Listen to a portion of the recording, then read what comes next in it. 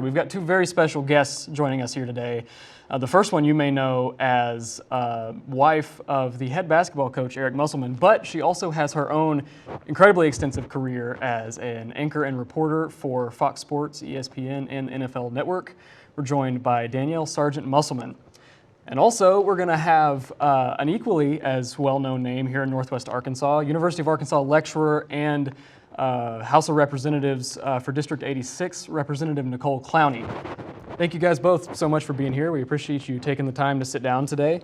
We're going to go ahead and get started with the questions, if that's all right with you guys. Yep, that sounds good. All right, perfect. So first up, we are going to have a question from Lauren Youngblood.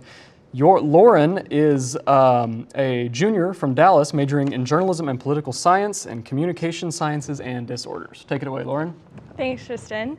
You've both had successful careers in media and government. What advice do you have for young people who may be interested in journalism or public service? And let's start with Representative Clowney. Sure.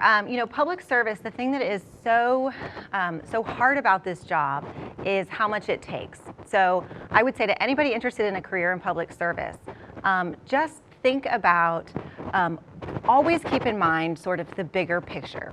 Folks who are interested in public service and journalism too are interested in doing good, in helping people. And if you keep that at the forefront of your mind, even on your hardest days, it really will keep you going. I'd say the other thing in terms of just very kind of practical advice, while you're here in school, find professors that you can really nurture and cultivate one-on-one relationships with to the extent that that's possible. I know that with the pandemic, that's a little bit harder, but hopefully now that we're getting a little bit more back to normal, you can do that. Form those relationships now, because I know that those of us that are in these fields now want nothing more than great folks coming up behind us and are always happy to help. So that's my advice. I'm going to almost piggyback off of what Nicole said.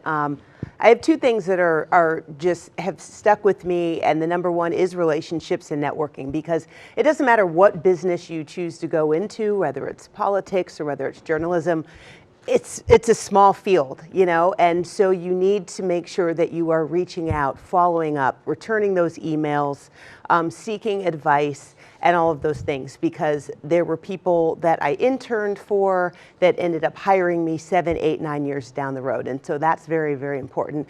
And the other one pretty much pertains, well, it could pertain to everything, but definitely pertains to journalism, and that is have thick skin, because it's a subjective business, and it's not one of those things where everybody is going to like you, and especially in the age of social media and everyone being able to weigh in on everything about you. It's just something, I guess you probably need thick skin as well. Politics, yes. But it's just something that you have to start working on early, and it's something that you definitely gain with age and experience and all of that stuff, but you need to keep it in the back of your mind that it's important. All right, great. That's some very sage advice to kick us off there. We're going to go next to Jack Switzer. Jack is a senior political science major from Austin, Texas. We're Mrs. Musselman. How did your journalism training and work prepare you for your life as well? Oh, wow. That's an interesting question. It has prepared me in ways that I didn't even expect it to.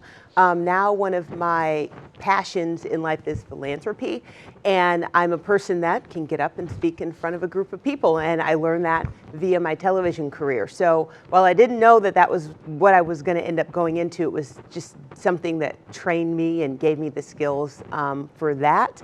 And also it just kind of gave me the ability to go out and not be afraid to talk to people on a one-on-one basis, just through, as a journalist, you're constantly interviewing people and dealing with people, trying to get stories, working in that respect. And so now in my philanthropy, that's just a huge skill that has helped me to raise money and do good things.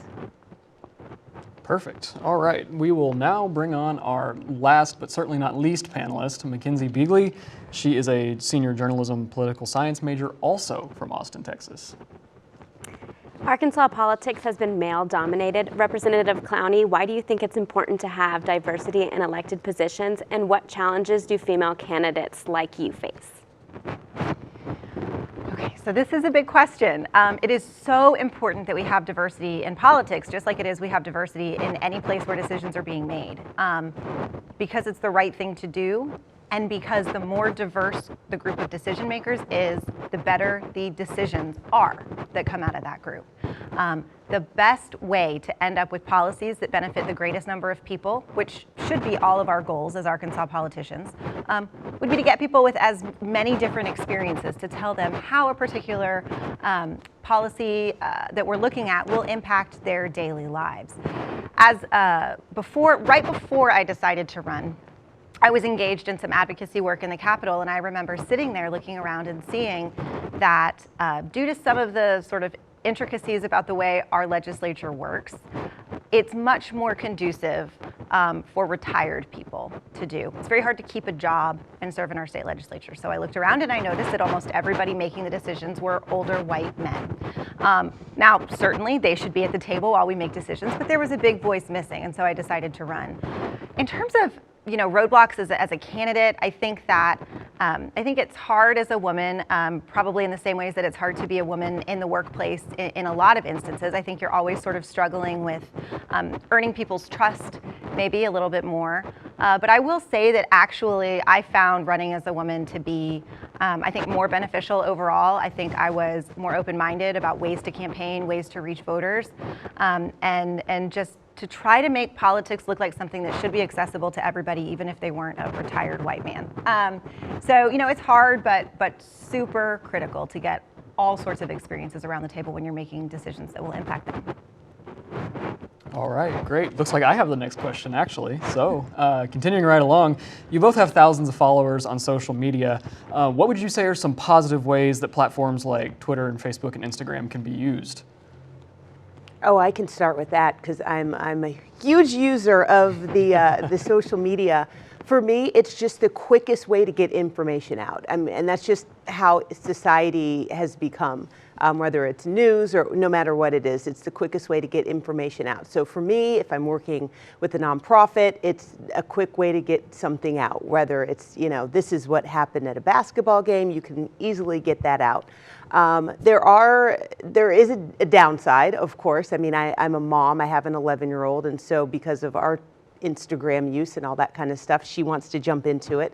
So kind of managing that is a little bit of a challenge, but we feel as a family that sharing our life with Arkansas Razorback fans on social media, it helps get people in the seats. People get engaged in what the Musselman family is doing, and so they want to come and they want to support and they want to be fans, and so that's definitely a positive. Here it is year 3, and Bud Walton is sold out, and I do owe a bit of that to social media and the outreach that my husband and our family do on social media. So definitely lots of positives there. Yeah, I agree. When it comes to politics, I think we're seeing now more than ever, and those of you studying journalism know this, the quick spread of bad information. And so I see one of the responsibilities of my job to be spreading correct information. One of the ways that I gained a big following on social media was just by every day posting numbers about COVID. And that was back when our numbers were really high and things were really scary and nobody really knew what was going on. And I posted numbers. I didn't editorialize. I didn't play the blame game. I just said, here are numbers, and I did it every day. And that sort of consistent, reliable information is, I think, even when the information itself is scary, having access to accurate information is comforting in a way to a lot of people, because then at least they know what they're up against. So spreading information, absolutely. And then as Danyelle mentioned earlier, politics can be a really tough game. People can be very cruel. And to a certain extent, we choose to put ourselves in the spotlight. But I also like to use social media to humanize us, just as the Musselmans did. We all fell in love with the whole Musselman family, and even the biggest basketball fans in the state are excited about what Eric Musselman is going to have on his feet when he walks onto that court, as excited as they are about the players. I try to do the same thing with my social media, obviously to a much lesser extent, but just remind people who may be tempted to be ugly on social media because it feels anonymous, that I'm not anonymous. I'm actually a real person with a real family who sacrifices a lot to do this job because it is so important to me to serve people that I love. And I think using social media that way can be very useful as well. It's incredible. So Representative Clowney, in America, there's generally a distrust of government and media. You kind of segued right into this. So are you optimistic or pessimistic about the future? I am at my core, I am and always have been an optimist. I just think we have no other choice. What is the alternative? We're just going to give up and say there's no hope? That's not an option for me. I'm an optimist, but I'm also a realist in that things don't get better, as I believe they will, unless we work really hard for it. Things won't just magically get better. We have to make that work happen. And so I am an optimist in that I believe in the best in people. I believe that Arkansans are good. I believe that Americans are good. And I believe that we have some really serious problems that we're contending with right now. Nothing we can't beat. But I do think that the distrust of government, the distrust of media, has really sort of started to seep into our relationships with one another in a distrust that we're starting to see permeate personal relationships. That really worries me. My hope is that it's just sort of going to take us some time to get used to the age of social media. It all blew up out of nowhere so quickly, same with 24-hour news. My hope is that eventually we'll reach an equilibrium where we sort of realize, that we just cannot lose trust in one another or there isn't any hope. But I firmly believe that we'll get there, and I believe the key to us getting there is critical thinking, which is why it's so important what y'all are engaged in here in the journalism department, in the university as a whole, that we continue to teach those really important skills of critical thinking so that folks can weed out good information from bad information and then trust each other. That's a lot to think about. Mrs. Musselman, going on, when people think of media, they focus on national outlets like Fox News or CNN. Where does local journalism fit in amongst those? I think that local journalism is always going to have a place because people are always want to know what's going on in their neighborhood. I mean, it's almost like apples and oranges. And also, it's if you look at the numbers of who watches which, it's not necessarily the same people. I believe local news skews much older. The national news skews a little bit younger. And, even if you look at like a morning show, like Good Morning America, if you look at what news is going to be on that, it's going to be a little bit of hard news, but it's also going to be, like best Christmas gifts to buy and all that kind of fun stuff. And then if you look at your local news, it's going to, the same thing. It's going to skew all the way from, the dog show at your local park to a little bit of hard news. But there's always going to be a place for local news because your community, there's nowhere else where you can find out information about your community as far as what's going on or all that type of stuff. I mean, the things that happen in Northwest Arkansas, the majority of them are not going to be national news. So you are going to have to tune in locally if you want to find out what's happening around the area that you live. So jumping off of that, Representative Clowney, what should the relationship look like between politicians and local media? That's really hard. I think the relationship, first and foremost, and I hate to keep coming back to this word, but I guess I do for a reason. I think that the relationship should be one of trust.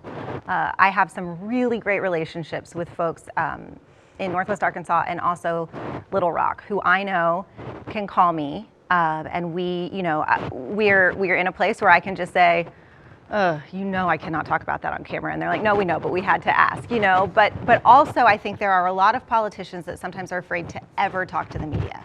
I think actually it's our job.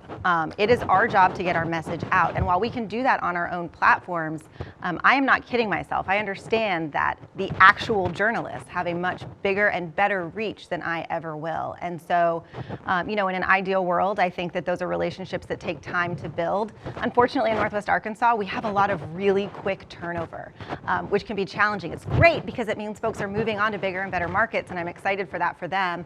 But it can be hard to establish that trust. So I think, just kind of getting to know each other, even if it's a 10 or 15-minute chat at the outset, can really go a long way in creating relationships that will last and matter. So to segue off of that, it's no secret that we've seen a fair amount of partisanship recently in government and media both, and it seems like things are getting more and more divisive by the day, depending on who you ask, of course. So for both of you, do you think that our generation, this next upcoming generation, can fix that partisanship, and if so, how? I'm going to let Representative Clowney start with that one. Partisanship has been around since the founding of it. We've all seen Hamilton. Partisanship has been around for a while. I don't think we can fix partisanship, and I don't think partisanship is necessarily bad. I think that it's good to have opposing views and a healthy debate and dialogue.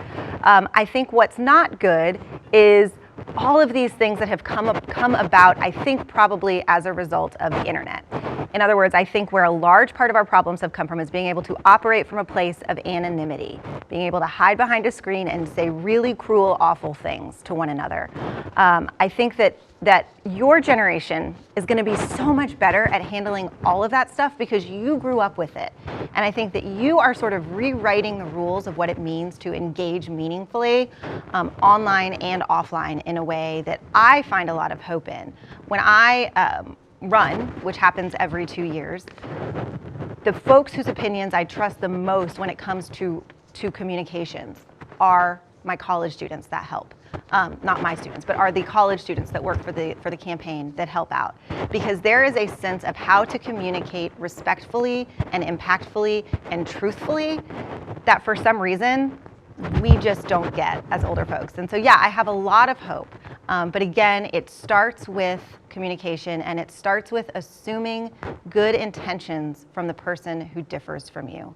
It's too easy when you're in your little bubble to assume that if somebody has a different viewpoint, you know why. But you don't know why until you ask them. And so I would just encourage all of the communicating that y'all are doing so well and so brilliantly. Keep it up, and just don't let those walls go up as you get older, and I think we'll be okay. And I do think that the younger generation, they're information seekers. Yes. And I think that they are more likely to go out and seek information to develop their own opinions rather than, just sitting around with mom and dad or aunt and uncle and form their opinions off of that. I've just seen it's reading, and there's so many places to gather information out. Not all of it true, like you mentioned earlier, but I just think that they are just wanting to know more and wanting to develop their own opinions, and I think that that's a good thing. Incredible. Just to kind of start wrapping up here, looking back over your careers, what are some high and low points, and what did you learn from those experiences? Oh my, how long do we have? I know. I can easily say high points for me. It's not like one specific high point, but there's several high points whenever I had the opportunity to cover like a huge event, like a Super Bowl or a national championship or those type of things. Because at the root of me being in sports broadcasting, I am a big old sports fan. And so getting a chance to be at some of those events was just like incredible. I went to Florida State. I remember interviewing Bobby Bowden was like, one of the best things ever. So all of those types of things were awesome. I remember working at ESPN, and you guys are probably too young to know who Dee Brown is, but he was a slam dunk champion when I was a kid, and I idolized him as a kid, and then suddenly I was on set working with him, and he was the analyst. So that type of stuff, definitely high points of my career. Low points, I don't want to say you can just go on YouTube because they're all on there. And that's all I can say. I learned to get thicker skin through those low points. Yeah, I think, when it comes to low points, I've had a couple. They all circle around the same thing, which is moments when I have been sitting in the chamber of the House of Representatives and have heard colleagues fighting for things that just violate everything that I believe to be true at my core. Whether it's, I think one particular low point that I can remember was we were having a very heated debate about transgendered children in Arkansas. I had a colleague who referred to transgender children as an abomination. And those kinds of dehumanizing comments, those kinds of in those moments when I am away from home and missing my family so deeply and feeling like we have so much good, important work to be doing, and we're spending our time doing things like that, those are really, really low points. But as soon as I hit one of those, I promise you something always happens really, really quickly after that reminds me why I'm still in the fight. High points come just as often as the low points do, and I remember those a lot more clearly. I think the high point of my career, oh gosh, if I had to choose one, I worked on a piece of legislation last term that addressed cancer that firefighters developed as a result of fighting fires, as a result of breathing in all of the carcinogens from things that were burning. I worked on that piece of legislation for over a year with a widow of a firefighter who had died from one of those cancers, and I will never forget the moment the bill passed, walking out of the chamber and seeing her, and we just sobbed and were so relieved. And so much of what we do feels so abstract, but in that moment, knowing that something mattered, even if it was just to her, it mattered so much. It just filled me up, and those moments are the ones that are my high points and keep me going. So overall, we've been discussing a lot about the distrust in media and government throughout this panel. What message would both of you have for people that are just burned out about listening to the problems in the media or the problems in the government? I don't have a lot to say on this one, except I would just say if you are one of those people, I feel like we are all feeling that way. I know I felt that way. I'm sure anyone watching has probably felt that way. I just think you need to, I talked about being an information seeker. Find your own information, and don't necessarily, if you're watching something and it's constantly, bugging you, or someone's saying a comment, talking about something, don't just base your opinion off of what they claim they heard or what they say they read. Just choose to do your own research, and that's the only way that I think that you can kind of avoid that burnout, is by, taking control, taking your power back as far as what you consume on the internet or, on television, on any of that stuff, because it's a personal decision what you're going to watch and what you're going to listen to. So people are talking about the new COVID variant. I didn't know much about it. I decided today was the day I need to learn about Omicron or whatever, just those types of things. You need to make your own decision and gather your own information. And just to echo that, you and I had a conversation not long ago. We were standing in a driveway on campus, and somebody started to talk about something in the world that was just so overwhelming. And we just said, we can't talk about it right now. Yeah. And then we said, no, we have to talk about it, but not right now, right? So I am going to borrow my advice from Glennon Doyle, who maybe some of you know, but she always says, she wakes up in the morning, but people always ask her, how do you not quit? How do you not get so burned out you just walk away? And she says, I wake up every morning and I care more about everything than any other person in the whole world. And I care, and I work, and I care, and I care. And she said, and then at 5 o'clock, I stop caring. I don't care at all. So she said, how do I avoid quitting? I don't. I quit every night. It's the only way I can get through it. So I think being really careful about going easy on yourself, caring about things and being informed doesn't mean you have to do that from the moment you wake up to the moment you go to sleep. In fact, you can't. It's unsustainable. If you want to be engaged, you have to give yourself time to talk about not the stressful thing, or to wait a day to read about the new COVID variant. Be easy on yourself. Give yourself time. And that's okay. Burn out every single night. Just come back in the morning and get back to work. That's some pretty great advice. We're opening with advice and ending with advice. I believe that's a wrap. So as always, we'd like to thank our guests, Danyelle Musselman and Nicole Clowney, for joining us today. We'd like to thank our sponsors, the Society of Professional Journalists and the Lemke School of Journalism and Strategic Media here at the University of Arkansas. If you'd like to follow either of our guests on social media, you can do so at Danyelle Sargent or at Nicole Clowney AR. You can follow the journalism department here at the U of A at UArc Journalism. Thanks everybody for tuning in, and have a great day.